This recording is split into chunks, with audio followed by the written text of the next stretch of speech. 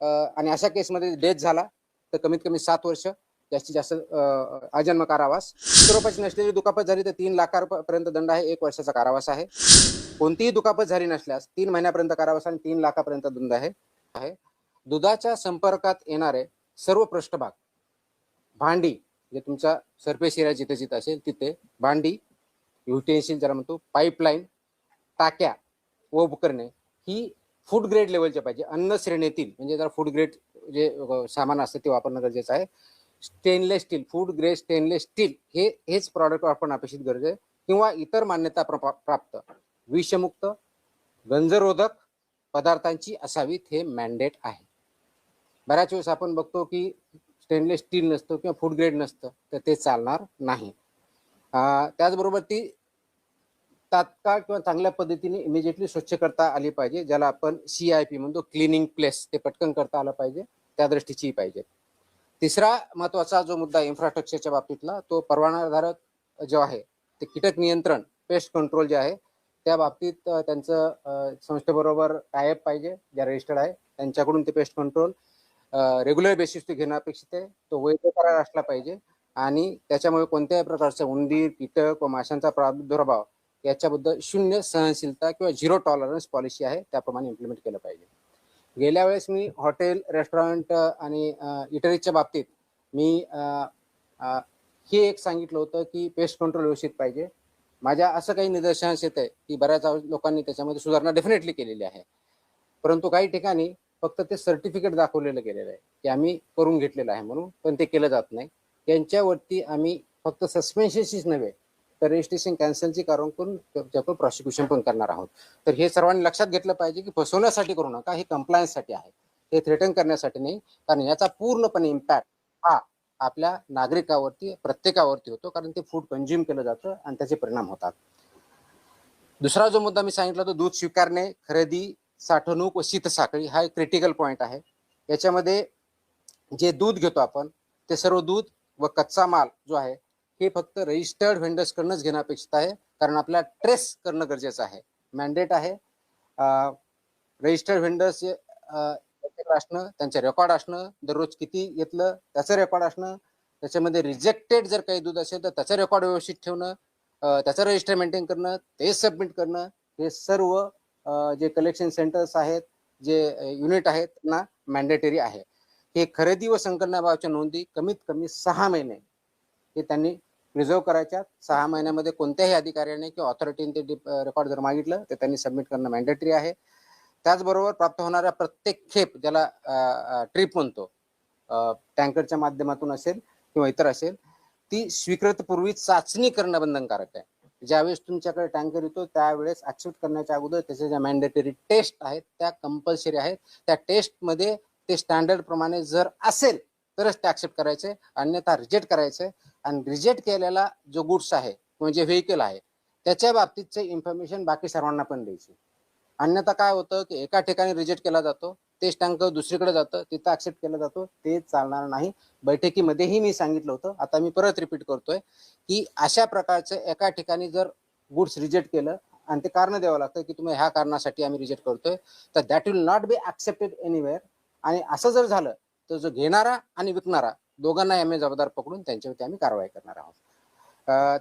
ते करताना कोणत्या प्रकार, ज्यावेळी रिसेप्शन करतो तर आपण काय बघितलं पाहिजे, कोणत्या प्रकारच्या टेस्ट आपण जे म्हणतो, साध्या असे टेस्ट असतात पण इम्पॉर्टंट आहेत, क्रिटिकल आहेत, जरा ऑर्गॅनोलेप्टिक तपासणी म्हणतात. आता ऑर्गॅनोलेप्टिक म्हणजे काय, आपल्याला आपल्या डोळ्याने दिसतं, नाकाने वास येतो, ह्या ज्या गोष्टी बघायच्यात, कलर असेल, ह्या गोष्टी त्याला ऑर्गॅनिक आपल्या ऑर्गन्सनी, पंचेंद्रिय म्हणतो आपले जे आहेत त्याच्या माध्यमातून पहिली टेस्ट असते, ते आपण बघायची असते.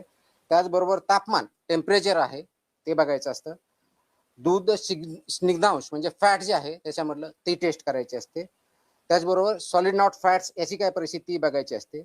क्लॉट ऑन बॉइलिंग किंवा अल्कोहोल टेस्ट ज्याला म्हणतो ती करायची असते. ही सर्व गोष्टी जर केल्या तर बेसिकली ते स्टँडर्ड प्रमाणे आहे किंवा सबस्टँडर्ड आहे किंवा अनसेफ आहे आपल्याला कळतं, आणि त्याच्यानंतरच ते दूध ऍक्सेप्ट करायचं आणि मग पुढे जाऊ द्यायचं. ते जर त्या टेस्टमध्ये सबस्टँडर्ड येत असेल तर ते रिजेक्ट व्हायला पाहिजे आणि त्याच्यावरती त्यांना सांगून ते रिजेक्ट ऍक्च्युअली डिस्ट्रॉय व्हायला पाहिजे, कोणत्याही दुसऱ्या चेनकडे जाता कामा नये. दुसरी महत्वाची जी बाब आहे, शीत साखळी हे खूप क्रिटिकल आहे. कोल्ड चेन ज्याला म्हणतो, कोल्ड चेन मेंटेन करणं हे बंधनकारक आहे. त्याच्यामध्ये कोणत्याही प्रकारची तडजोड, कॉम्प्रोमाइज आपण मान्य करणार नाही. कच्चं दूध जे असतं शक्यतोवर लवकरात लवकर आणि जास्तीत जास्त कोणत्याही परिस्थितीत 2 तासाच्या आत कोल्ड चेन मध्ये आणलं पाहिजे. म्हणजे तुम्ही दूध काढल्यानंतर 2 तासापर्यंत ते व्यवस्थितपणे त्याला कोणत्याही प्रकारचं बॅक्टेरियल किंवा हे ग्रोथ होत नाही. ते जर व्यवस्थित आपण सॅनिटरी कंडिशनमध्ये व्यवस्थित ठेवलं, प्रिझर्व केलं तर. पण 2 तासानंतर त्याला मात्र तासाच्या आत ऑलमोस्ट आपल्याला ते कोल्ड चेनमध्ये आणायचं असतं. कोल्ड चेन म्हणजे इथं 4 डिग्री सेल्सिअस असतं. आणि म्हणून आपण गेल्या मीटिंगमध्ये सांगितलं होतं की जे मेजर ठोक खरेदीदार आहेत, डेअरीज आहेत किंवा पावडर प्लांट किंवा इतर मिल्क प्रोड्युसर्स आहेत, यांना डायरेक्टली जे घेतात, तर ते सकाळी आणि संध्याकाळी 2 शिफ्टमध्ये कलेक्ट करा हे निर्देश दिले होते. कारण रात्री काढून ठेवलं तर सकाळपर्यंत ते ऑलरेडी खराब होणार आहे. टेम्परेचर 4 डिग्री सेल्सिअस जर शेतकऱ्याकडे नसेल त्या पद्धतीने ठेवायचं तर ते खराब होऊन दुसऱ्या दिवशी येणार आहे आणि तो प्रॉब्लेम होतो. म्हणून 2 वेळच्या शिफ्ट करायचे मी सांगितलं होतं. त्या दृष्टीने काही कारवाई चालू आहे, ते परिपूर्ण होणं अपेक्षित आहे. ते थंड केल्यानंतर त्या 4 डिग्री सेल्सिअसला ट्रान्सपोर्ट अगदी डेअरी जाईपर्यंत किंवा प्रोसेस जाईपर्यंत मेंटेन करायचं आहे. हे त्याच्यामधलं मॅन्डेट आहे. आणि जर फ्रोझन फूड असेल तर त्याला -18 डिग्री सेल्सिअस मध्ये प्रिझर्व करणं अपेक्षित आहे. कोल्ड आणि फ्रोझन याच्यामधला हा फरक आहे, 4 डिग्री आणि -18 डिग्री.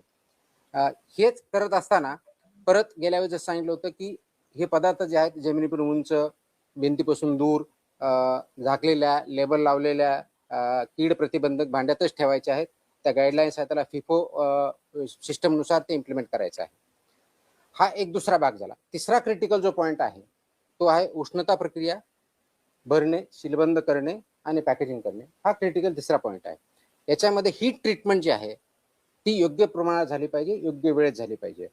जसं की आपल्या नियमानुसार असं आहे की पाश्चरायझन करायचं म्हणजे नेमकं काय करायचं, तर पाश्चरायझन म्हणजे 63 डिग्री म्हणजे 63 डिग्री सेल्सिअसला कमीत कमी 30 मिनिटं तुम्हाला तापवावं लागतं.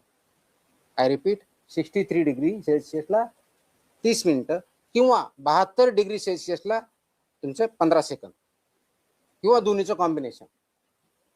या लेवलला केलं तरच पाश्चरायझन होतं, नाही तर पाश्चरायझ होत नाही. ते पाश्चरायझन त्या लेवलला करणं अपेक्षित आहे. त्यानंतर इमिजिएटली ते 4 डिग्री सेल्सिअसला आणायचं. ही हीट ट्रीटमेंट झाली की कोल्ड तुमची 4 डिग्री पर्यंत आणायची, मग ते पाश्चरायझ दूध होतं. अदरवाईज ते पूर्णपणे होत नाही.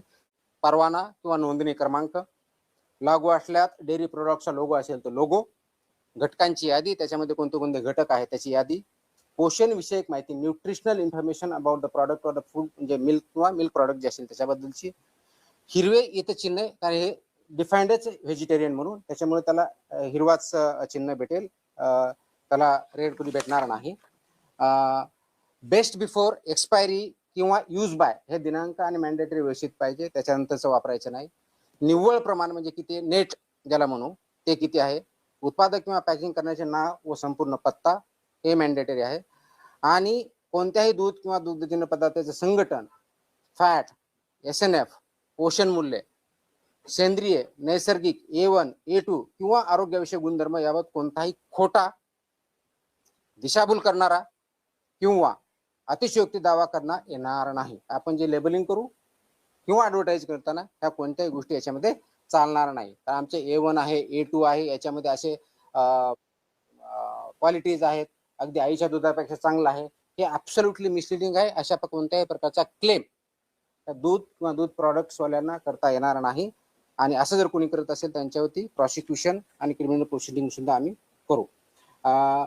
हे करत असताना 6 महिन्याखाली बालकांनी वापरू नये हे काही ठिकाणी जे बंधनकारक आहे ते क्लिअरली लिहिलं पाहिजे. Not to be use for infants below 6 months. ते कोणतं आहे, कंडेन्स स्किम मिल्क जे आहे त्या पद्धतीने बघितलं म्हणजे हे बाबतीत आहे. दूध पावडर, स्कीम मिल्क पावडर, गोड किंवा फ्लेवर कंडेन्स मिल्क तसेच द्रवरूप दूध पदार्थ करण्यासाठी पुनर्गठित करता येणाऱ्या तत्सम उत्पादनावर हे वाक्य महत्वाचे आहे. Not to be use for infants below 6 months हे मॅन्डेटरी आहे.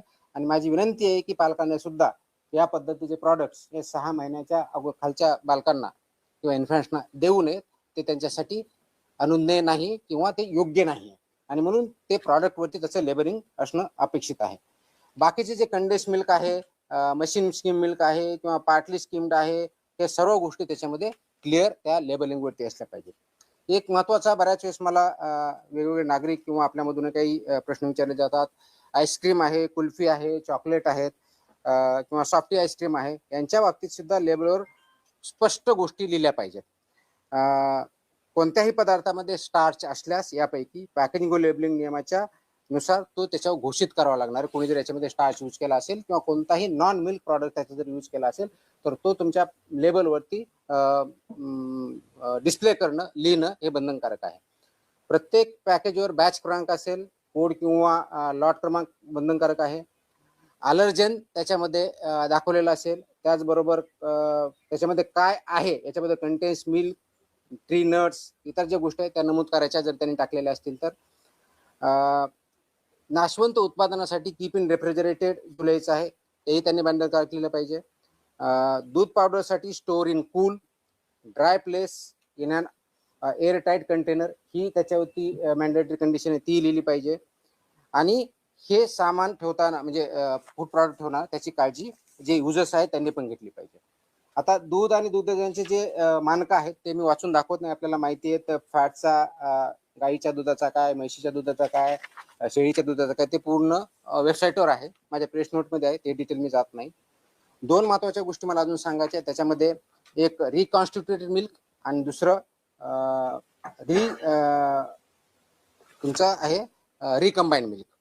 हे रिकॉन्स्टिट्युटेड मिल्क म्हणजे काय, तर हे ड्राईड मिल्क आहे किंवा कॉन्सन्ट्रेटेड दूध आहे, याच्यामध्ये पिण्यायोग्य पाणी मिसळून संबंधित प्रकारच्या दुधासाठी विहित करण्यात आलेले पाणी घनपदार्थ प्रमाण पुन्हा स्थापित करून दुधाच्या विहित संरचना प्राप्त होतील असं तयार केलेलं मिल्क. आणि रिकंबाईन मिल्क म्हणजे पुनर्संयोजित मिल्क म्हणतात त्याला. प्रिझर्व स्वरूपातील दुग्धजन्य म्हणजे मिल्क फॅट जो प्रिझर्व केलेला आहे तो व मिल्क सॉलिड नॉट फॅट्स याच्यामध्ये पाणी करून तयार केलेला आहे, हा त्याच्यामधला डिफरन्स आहे. हे वापरताना त्याच्यामध्ये दुधाच्या बाबतीतला स्निग्धांश विरहित घनपदार्थ स्त्रोत ह्या केवळ वाळविले, ड्राईड किंवा सदन म्हणूनच दुधाचा वापर करावा आणि त्याचप्रमाणे असणं अपेक्षित आहे. याच्यामध्ये एक फूड ॲडिटिव्ह जे अलाउड आहेत तेच ऍड करायचे, त्याच्या व्यतिरिक्त कोणतेही करायचं नाही. ज्या ठिकाणी फॉर्टिफिकेशन ऑफ मिल्क झालेलं आहे म्हणजे या ठिकाणी व्हिटॅमिन्स पर्टिक्युलरली ए आणि व्हिटॅमिन डी टाकले, त्या याच्यावरती एफ हा मोठा बोल्ड लेटरमध्ये लिहायचं, त्याकडून लोकांना कळेल की याच्यामध्ये फॉर्टिफिकेशन कोणत्या पद्धतीच्या आहेत. हे करत असताना पाश्चराईजच्या बाबतीत एक 2-3 महत्वाच्या गोष्टी ज्या मी सांगायच्या म्हटलं होतं, तर त्या सीलबंदला कोणत्याही प्रकारचे छेडछाड जर असेल तर कुणीही विकत घेऊ नये आणि विकणाऱ्याने ते विकू नये. ड्युली लेबर्ड पॅकमध्ये विक्रीस देता येतं, त्याच्या व्यतिरिक्त देता येत नाही. फिलिंग आणि सिलिंग हे अंतिम उष्णता ज्यावेळेस असते त्या मोमेंटला करायचं असतं, त्याच्या अगोदर किंवा त्याच्या नंतर नाही, हे त्यांना पाळायचे.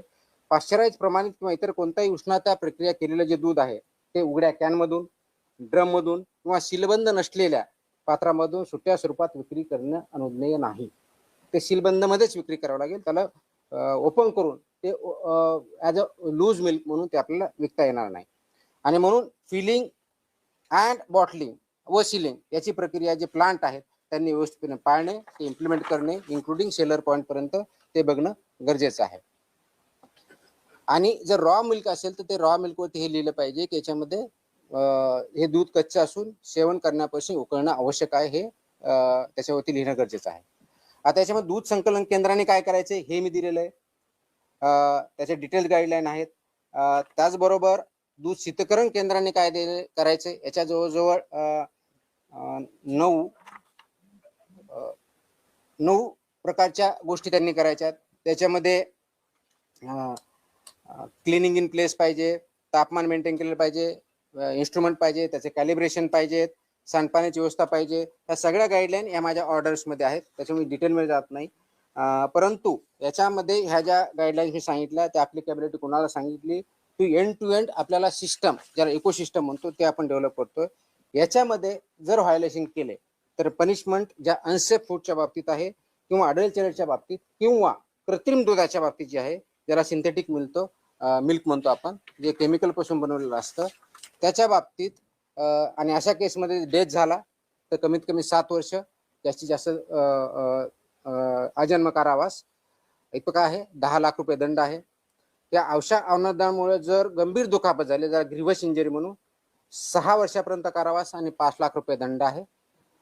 गंभीर स्वरूपाची नसलेली दुखापत झाली तर 3 लाखापर्यंत दंड आहे, 1 वर्षाचा कारावास आहे.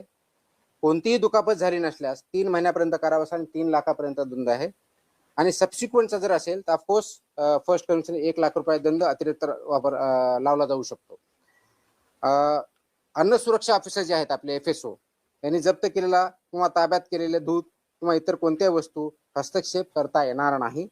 ती हटवणे किंवा त्याच्याशी छेडछाड करणे हा 6 महिन्यापर्यंत कारावास आहे. त्याच्यामुळे ऑफिसरच्या याच्यामध्ये आपण जे म्हणतो की माझ्या सेंटरमध्ये माझ्या युनिटमध्ये मी एंट्री करू देणार नाही, हे आपल्याला चालणार नाही. ऑफेन्सेस बाय कंपनी जे करतात तो गुन्हा झाल्यास प्रत्येक कंपनीवर त्याच्यावर व्यवसायाचं जे आहे पूर्णपणे कारवाई करण्यात येईल. दंडाच्या बाबतीत जर बघितलं तर रजिस्ट्रेशन नसेल किंवा लायसन्स नसेल तर 10 लाख रुपये दंड आहे. त्याच्याशिवाय तुम्हाला काम करता येणार नाही. Up to 10 lakh is a fine. दिशाभूल करणारी ॲडव्हर्टाईज असेल, खोटी असेल तर 10 लाखापर्यंतचा दंड आहे. आतापर्यंत अनफॉर्च्युनेटली आम्ही दंड खूप कमी करायचे. इथून पुढे आम्ही मॅक्सिमम दंड म्हणजे कोणी दिशाभूल केली तर आम्ही 10 लाख रुपये दंड लावणार, या पद्धतीने काम करणार आहे. फॉल्स क्लेम इन्फॉर्मेशन दिली तर त्याच्यामध्येही 10 लाखापर्यंतचा दंड आहे.